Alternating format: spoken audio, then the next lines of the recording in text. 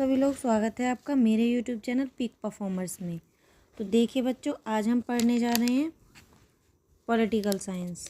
TGT PGT की तैयारी करने जा रहे हैं हम, और समय हमारे पास बहुत कम है, तो इसलिए हमें बहुत अच्छे से तैयारी करनी है, सिलेक्शन लेना है। तो देखिए क्वेश्चन नंबर 1 है हमारी स्क्रीन पर। किसने कहा राजनीति का राज्य से प्रारंभ और राज्य के साथ ही अंत होता है? किसने कहा राजनीति शास्त्र का राज्य से प्रारंभ और राज्य के साथ ही अंत होता है?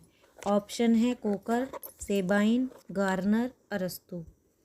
तो देखिए दोस्तों, इसका राइट आंसर है गार्नर। गार्नर ने अपनी पुस्तक पॉलिटिकल साइंसेस गवर्नमेंट में राजनीति विज्ञान की प्रकृति एवं विषय क्षेत्र के संबंध में उन्होंने ऐसा कहा था कि राज्य ही राजनीति विज्ञान का आरंभ और अंत है। इसका संबंध राज्य के सिद्धांत, संगठन, शासन एवं व्यवहार से है।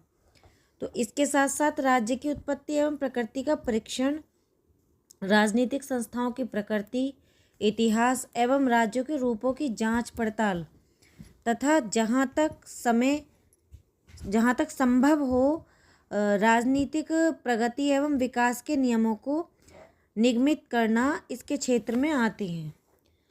तो राजनीति शास्त्र का राज्य से प्रारंभ और राज्य के साथ ही अंत होता है। इसके राइट आंसर है गार्नर। नेक्स्ट क्वेश्चन है हमारे स्क्रीन पर, क्वेश्चन नंबर 2। राजनीति शास्त्र का प्रारंभ और अंत राज्य के साथ ही होता है। यह कथन किसका है? ऑप्शन है लीकॉक का, गिलक्राइस्ट का, गार्नर का, लास्की का। तो देखिए दोस्तों, ये क्वेश्चन दोनों सेम हैं, थोड़ा बहुत डिफरेंस है इनमें, ये थोड़ा घुमा के पूछे गए हैं, लेकिन इसका भी राइट आंसर यही है, गार्नर। गार्नर ने ही अपनी पुस्तक में पॉलिटिकल साइंस एंड गवर्नमेंट में राजनीति शास्त्र का प्रारंभ और अंत राज्य के साथ ही होता है, ऐसा कहा है।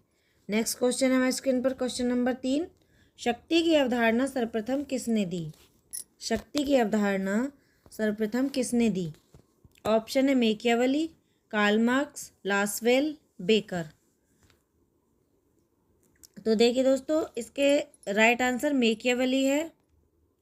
इसका राइट आंसर मैकियावेली है। आधुनिक युग में शक्ति की अवधारणा का प्रतिपादन सर्वप्रथम किसने किया था? तो वो मैकियावेली ने किया था। और मैकियावेली ने राज्य के अस्तित्व के लिए शक्ति को मूल आधार माना था। मैकियावेली ने राजनीति को शक्ति और नियंत्रण का विषय भी कहा था, और इसे शक्ति के उपार्जन, परीक्षण और प्रसार की कला के रूप में भी स्थापित किया था। तो इसका राइट आंसर है मैकियावेली।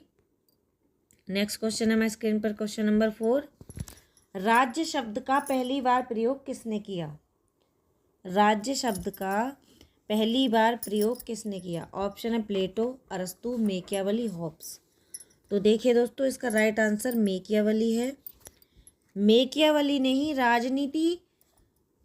राजनीतिक दर्शन के इतिहास में राज्य शब्द के पर्याय यानी कि स्टेट की व्युत्पत्ति ग्रीक शब्द है एक स्टेटो, वहाँ से लिया था, और इसका सर्वप्रथम प्रयोग मैकियावेली ने अपनी पुस्तक द प्रिंस में किया था। मैकियावेली की जो फेमस बुक है द प्रिंस, उसमें सबसे पहले इन्होंने स्टेटो वर्ड से स्टेट का यूज़ किया था, और राज्य की उत्पत्ति वहीं से हुई थी। इससे पूर्व यूनानी दार्शनिक अरस्तू ने भी राज्य के अर्थ में अपने जो विचार व्यक्त किए हैं, नगर राज्य का प्रयोग किया था। नेक्स्ट, तो इसका राइट आंसर है मैकियावेली। नेक्स्ट क्वेश्चन है हमारी स्क्रीन पर, क्वेश्चन नंबर 5। किस राजनीतिक विचारक के आधुनिक काल में, कल में नहीं काल में, किस राजनीतिक विचारक के आधुनिक काल में राज्य शब्द का सर्वप्रथम प्रयोग किया? ऑप्शन है प्लेटो, बोंदा, मैकियावेली, हॉब्स। तो इसका भी राइट आंसर मेकियावली है। मेकियावली सबसे पहला राजनीतिक विचारक है जिसने राज्य शब्द का सर्वप्रथम प्रयोग किया था और इसकी महत्वपूर्ण स्थिति का निरूपण किया था। इसके अनुसार राज्य एक ऐसी संस्था है जो अपने क्षेत्र में सर्वोच्च शक्ति का प्रयोग करती है। मेकियावली ने इस बात पर सबसे अधिक जोर दिया है कि मानव जीवन की पूर्णता के लिए एक सुदृढ़ और संगठित राज्य की परम आवश्यकता होती है। तो इसके राइट आंसर है मेकियावली। नेक्स्ट क्वेश्चन है हमारी स्क्रीन पर, क्वेश्चन नंबर 6। किसने राज्य का इस प्रकार वर्णन किया है कि यह संपूर्ण विज्ञान में साझेदारी है, संपूर्ण कला में साझेदारी है, प्रत्येक सद्गुण और सभी पूर्णता में साझेदारी है? ऑप्शन है एडमंड बर्क, अरस्तु, मेकाइवर, मॉर्गन। तो देखिए दोस्तों, इसका राइट आंसर होगा एडमंड बर्क। एडमंड बर्क ने व्यक्तिवादियों की यह धारणा की कि राज्य एक आवश्यक बुराई है। व्यक्तिवादियों की धारणा थी कि राज्य एक आवश्यक बुराई है, वर्तमान समय में स्वीकार नहीं किया जाता है। वास्तव में ये सभ्य जीवन की प्रथम आवश्यकता है। आज के टाइम में राज्य को संपूर्ण जीवन की प्रथम आवश्यकता माना गया है, सभ्य जीवन की प्रथम आवश्यकता माना गया है। नैतिक जीवन के मार्ग में आने वाली अशिक्षा, अज्ञानता तथा दरिद्रता आदि बुराइयों को दूर करते हुए राज्य व्यक्ति के नैतिक विकास का सफलतापूर्वक प्रयत्न करता है और सभ्य जीवन की अवस्थाएं प्रदान करते हुए उसे व्यक्तित्व के विकास की ओर प्रेरित भी करता है। तो इसी संदर्भ में कहा भी गया है, राज्य सभी विज्ञानों, सभी कलाओं, सदाचार एवं पूर्णता में मनुष्य का साझीदार है। और ये कथन किसका है? ये बर्क का है। लेकिन किसने राज्य का इस प्रकार वर्णन किया है कि यह संपूर्ण विज्ञान में साझेदारी है, संपूर्ण कला में साझेदारी है, प्रत्येक सद्गुण और सभी पूर्णता में साझेदारी है? तो ये एडमंड बर्क का कथन है। नेक्स्ट क्वेश्चन है हमारी स्क्रीन पर, क्वेश्चन नंबर 7। प्लेटो ने इनमें से किस विचारक का समर्थन किया है? प्लेटो ने इनमें से किस विचारक का समर्थन किया है? आंसर है, ऑप्शन है साम्राज्यवाद का, नगर राज्यों के निवेश का, अभिभावक वर्ग द्वारा उत्पादक वर्ग की महिलाओं के शोषण का, पत्नियों, ये पत्तियों नहीं है, पत्नियों और संपत्ति के साम्यवाद का। ये पत्नी है, पत्ती नहीं है, ये पत्नी है, पत्नियों और संपत्ति के साम्यवाद का। तो किसका समर्थन किया है, किस विचारधारा का समर्थन किया है, किस विचार का समर्थन किया है? प्लेटो ने पत्नियों और, इसका लास्ट ऑप्शन ही सही है, पत्नियों और संपत्ति के साम्यवाद का समर्थन किया है। प्लेटो ने साम्यवादी योजना के दो भागों में बांटा है।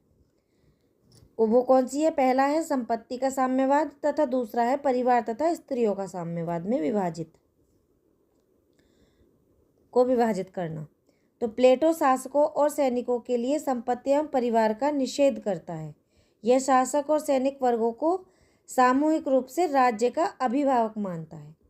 प्लेटो का मानना है कि यदि अभिभावक वर्ग के पास परिवार और संपत्ति होगी तो वे अपने कर्तव्य पथ से विचलित होंगे और आदर्श राज्य का विनाश होगा, ऐसा प्लेटो का मानना है।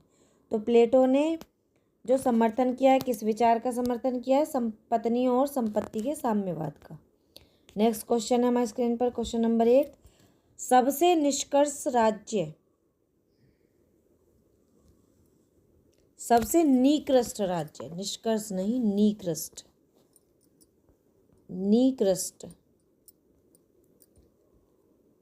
सबसे निकृष्ट राज्य की सबसे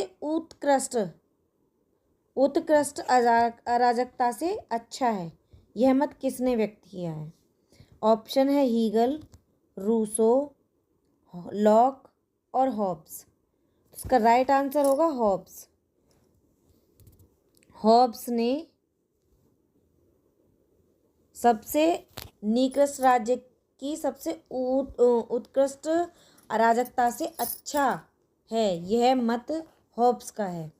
हॉब्स के अनुसार प्रभुसत्ता के अबाध अधिकार के फलस्वरूप ही एक वास्तविक सुदृढ़ शासन की स्थापना हो सकती थी।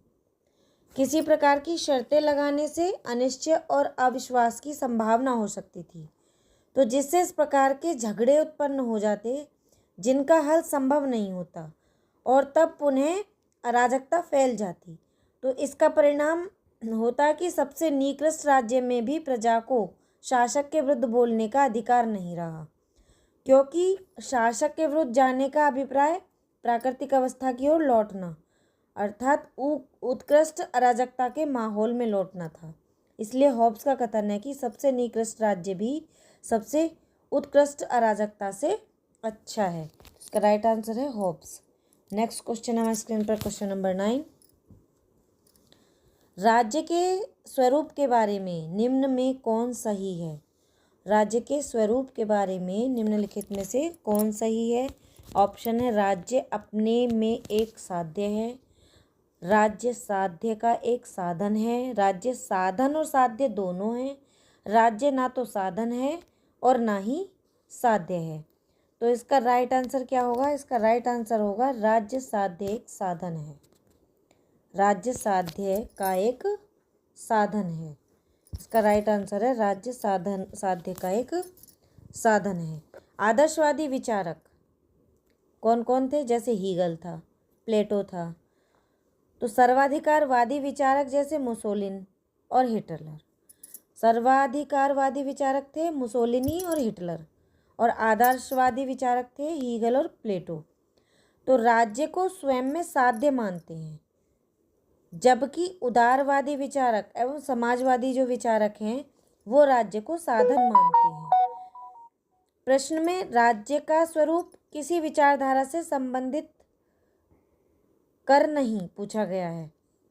प्रश्न में जो पूछा है वो क्या पूछा है? राज्य के वर्तमान स्वरूप के बारे में विचार किया जाएगा। वर्तमान समय में राज्य को एक साधन माना जाता है। आज विश्व के किसी भी हिस्से में राज्य की प्रकृति चाहे जो हो, भले ही वह सैन्य तंत्र हो, राज्य को साध्य न मानकर साधन माना गया है। तो राज्य साध्य का एक साधन है, यही इसका राइट आंसर है। नेक्स्ट क्वेश्चन है क्वेश्चन नंबर 10। एक आधुनिक राज्य संविधान के बिना राज्य नहीं अपितु अराजकता का शासन है, यह कथन किसका है?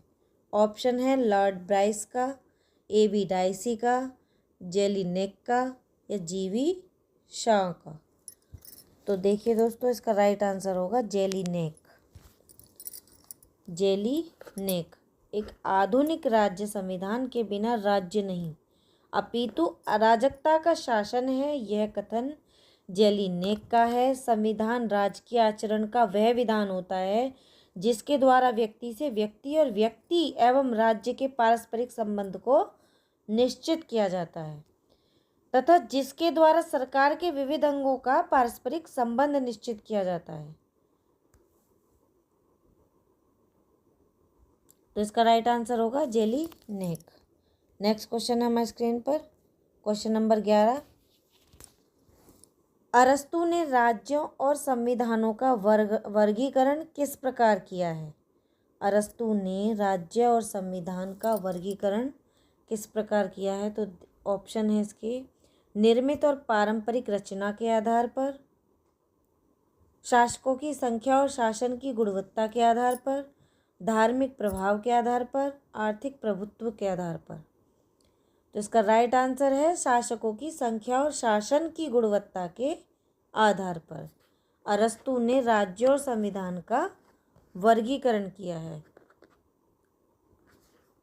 अरस्तु ने प्लेटो द्वारा स्टेटमेंट में किए गए राज्यों के वर्गीकरण को ही अपना आधार बनाया है, और अरस्तु ने शासकों की संख्या और शासन की गुणवत्ता के आधार पर संविधान का वर्गीकरण किया है, राज्य और संविधान का।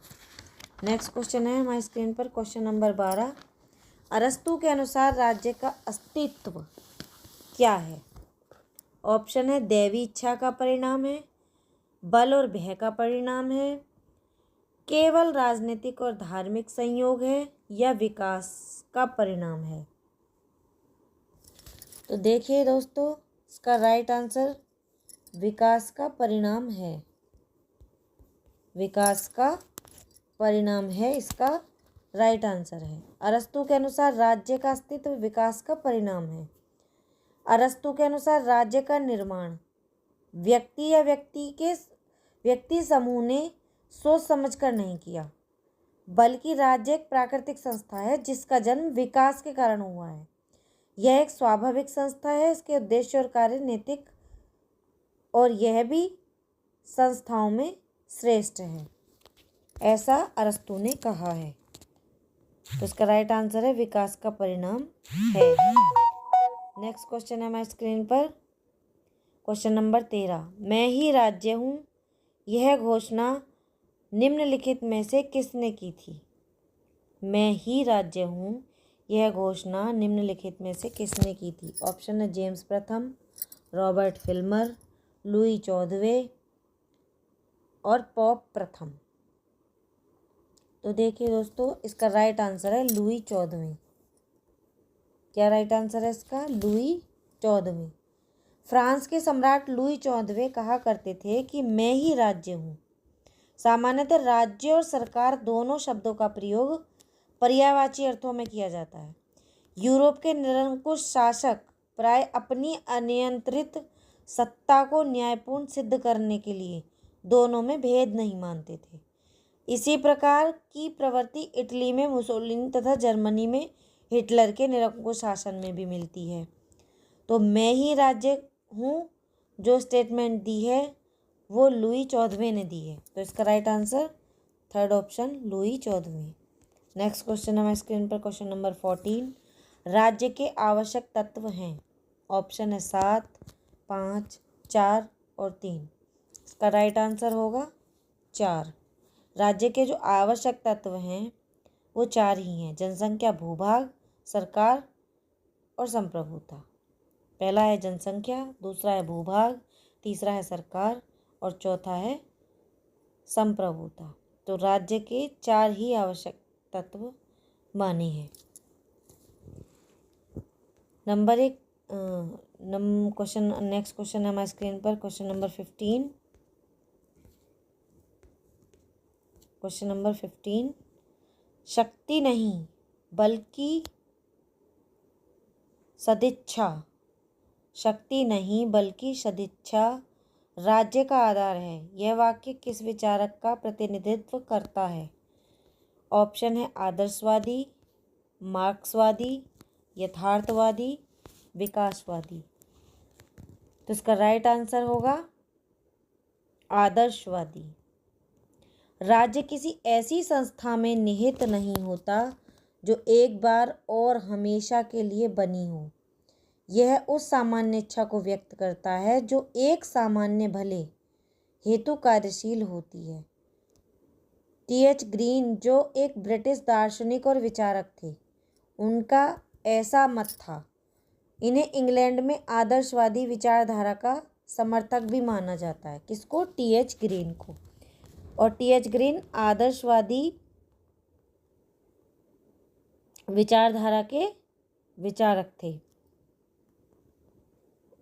समर्थक थे। और इसका राइट आंसर है ऑप्शन नंबर 1 आदर्शवादी। तो इसी के साथ वीडियो हमारी यहीं पर समाप्त होती है। आशा है कि आपको वीडियो पसंद आई होगी। तो प्लीज़ चैनल को सब्सक्राइब और वीडियो को लाइक कर दीजिएगा, शेयर कर दीजिएगा। धन्यवाद।